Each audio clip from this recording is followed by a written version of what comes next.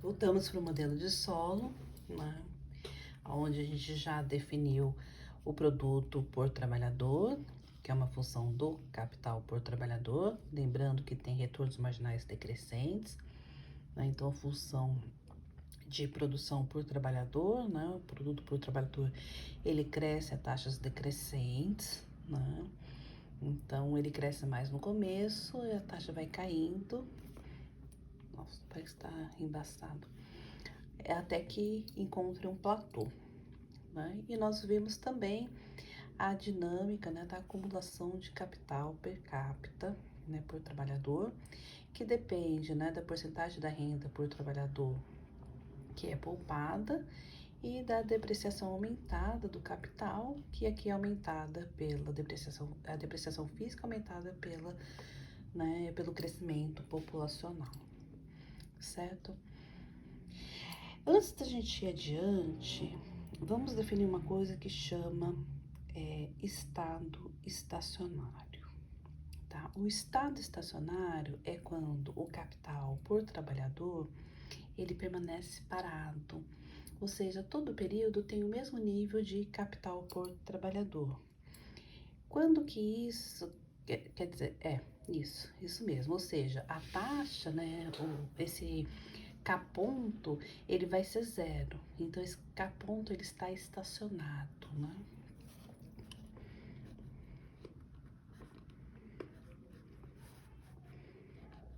Então isso nós vamos chamar de estado estacionário.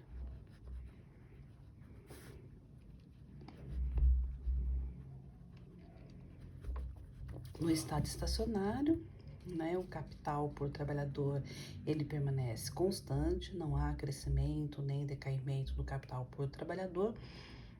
E qual é a condição para que isso aconteça? Ora, que o investimento, né, ou seja, a poupança por trabalhador, iguale a necessidade, né, de reposição do capital por trabalhador, que é a taxa de depreciação mais o crescimento populacional vezes a quantidade de capital por trabalhador.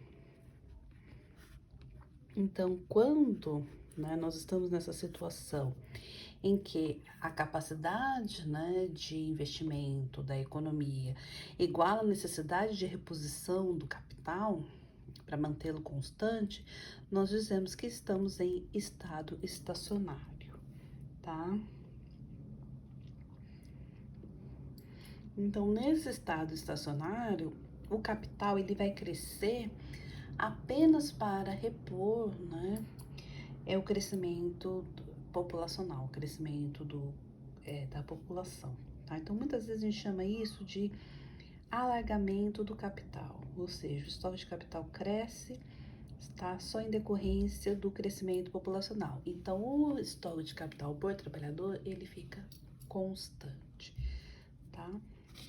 Agora a gente vai representar graficamente, né, a função de produção por trabalhador e a dinâmica, né, da acumulação de capital por trabalhador e definir aonde está esse estado estacionário, né, e que ele determina também a quantidade, né, de investimento para manter esse estado estacionário, né, o nível de capital per capita de estado estacionário e o produto, né, per capita por trabalhador de estado estacionário. Então, a gente precisa daquele gráfico, né, onde o eixo horizontal, vou fazer aqui um pouquinho maior, né, nosso eixo horizontal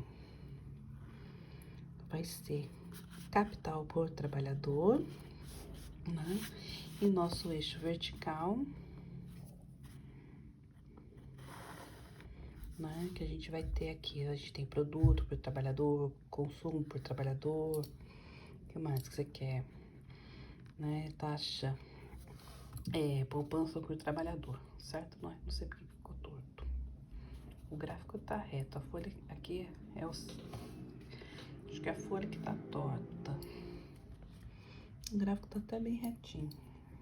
Então, como a gente viu, né,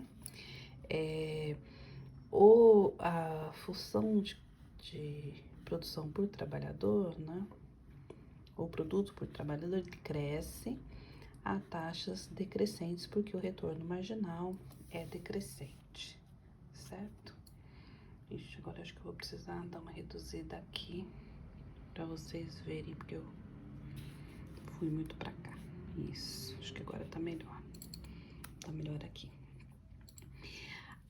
A taxa, né, de renda poupada, né, a taxa de produto por trabalhador poupada, ela vai ser uma fração, né, do produto por trabalhador, certo? Então, essa é a constante. Então, só vai variar porque a taxa de crescimento tá variando, mas vai ser sempre, quando é zero, e depois vai ser sempre uma fração constante, né? Então, ela vai ser alguma coisa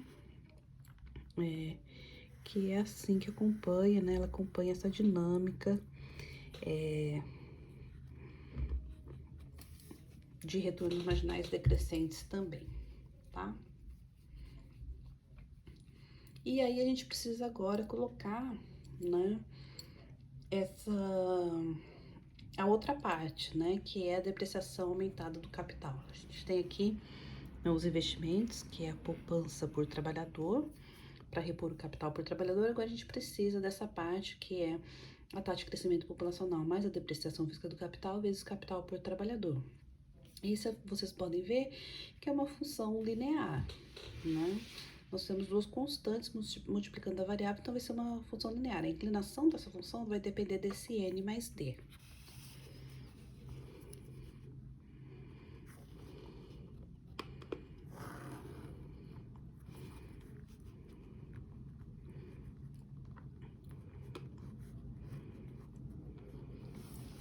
Certo?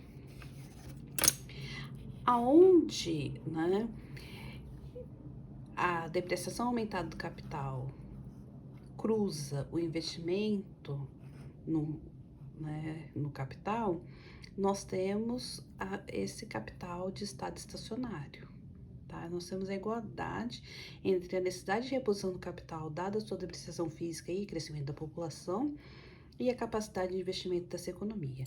Então, aqui, né, onde essas duas curvas se cruzam, é onde a gente define, né, o capital de estado estacionário. Aqui, o capital se mantém estável. A taxa de crescimento do capital nesse ponto, ela vai ser zero, porque o investimento está sendo no montante necessário para repor a depreciação do capital e o aumento populacional, tá? Então, aqui a gente determina, né? Opa, faz de conta que tá reto, né? Aluno tem que ter imaginação, né? A gente determina aqui a necessidade de investimento para manter o estado estacionário, né? Projetando ali em cima, na curva de produção, a gente encontra, né, o produto em estado estacionário, tá? E o que mais que a gente pode ver aqui?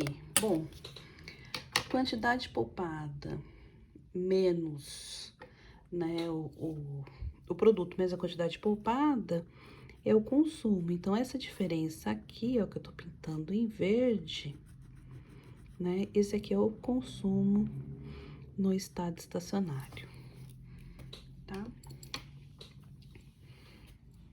Então, a gente representou essa situação e aí a gente tem várias situações, né, que a gente pode fazer de dinâmicas, né, de estática comparativa, tá? E eu vou deixar um pouco de estática comparativa para o próximo vídeo.